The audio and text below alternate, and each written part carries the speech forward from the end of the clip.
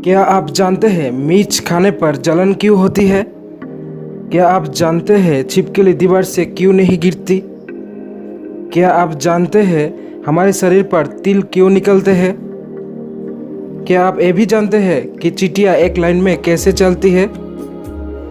ऐसी मज़ेदार फैक्ट के लिए इस चैनल को सब्सक्राइब करें और बेल आइकन को प्रेस करें। फैक्ट नंबर 1, अक्सर आपने देखा होगा पुलिस पूछताछ के लिए झूठ पकड़ने वाली मशीन को यूज़ करते हैं। उसे पॉलीग्राफ कहते हैं। वो 1921 में जॉन लार्सन ने आविष्कार किया था।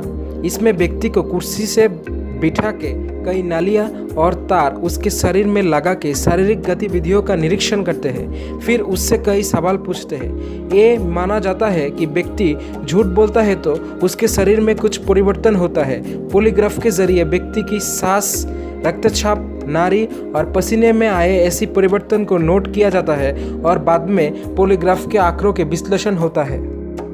फैक्ट नंबर 2, मिर्च खाने से मुंह में जलन होता है। इसका कारण दरअसल मिर्च में एक कैप्साइसिन नाम का रसायन होता है, जो रसायन जीभ की सतह की कोशिकाएं में मौजूद रसायनों से प्रतिक्रिया के बाद जलन पैदा करते हैं और मस्तिष्क को सूचना देने वाली कोशिकाएं ही मिर्च खाने पर जलन की इस अनुभूति को मस्तिष्क तक पहुंचाता है। फैक्ट नंबर 3, चींटियां हमेशा एक सीधी लाइन में चलती है। दरअसल खाने की तलाश में जब ये चींटियां बाहर निकलती है तो उनकी रानी रास्ते में फेरोमोन्स नामक एक रसायन छोड़ते हुए जाती है, जिसकी गंध को अन्य चींटियां अपने एंटेना से उसे सूंघते हुए पीछे पीछे चली जाती है, जिससे एक लाइन बन जाती है। फैक्ट नंबर 4, छिपकली दीवार पे आसानी से चल सकती है, गिरती नहीं। दरअसल छिपकलियों के पैर में बहुत सारे सूक्ष्म रेशे होते हैं, जिसे सेटे कहा जाता है। इनमें से और अति सूक्ष्म रोम निकलते हैं जो स्पैचुला कहलाता है। यही स्पैचुला जब दीवार के संपर्क में आता है तो एक आकर्षक बल पैदा होता है, जिसके कारण छिपकली दीवार से नहीं गिरती है। फैक्ट नंबर 5, अक्सर लोगों को प्याज काटने पर आंसू आते हैं। इसे रोना नहीं किया जा सकता, क्योंकि ये प्याज में मौजूद थियोप्रोपोनल सल्फर डाइऑक्साइड के कारण होता है। इसका तीखा स्वाद और अप्रिय महक प्याज के काटने के साथ वाष्प बनकर हमारे आंखों में जलन पैदा कर देते हैं और आंखों में संवेदनशीलता के कारण आंसू आने लगते हैं। फैक्ट नंबर 6, आपने हमेशा देखा होगा कि हाथी दिन भर अपने कान को हिलाता रहता है। असल में हाथी अपने बड़े शरीर की गर्मियों को कान के जरिए बाहर छोड़ता है। ये काम हाथी के कानों की कोशिकाएं करती है। यही कारण है कि अफ्रीका के हाथियों के कान बहुत बड़े होते हैं, क्योंकि वह गर्मी ज़्यादा पड़ती है।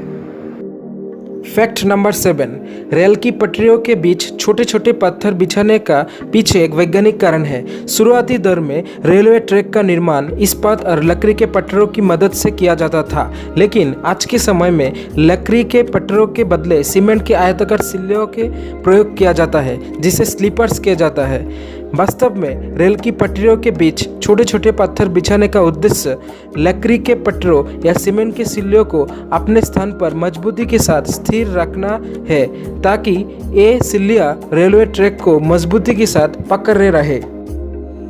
फैक्ट नंबर 8, हमारे शरीर पर तिल निकलते हैं। दरअसल हमारे शरीर की त्वचा का रंग शरीर में उपस्थित मेलेनिन पदार्थ वाली कोशिकाओं पर निर्भर करता है। गहरी त्वचा में मेलेनिन पदार्थ वाली कोशिकाएं कम होता है, जबकि काले या सांवले वाली त्वचा में अधिक होता है।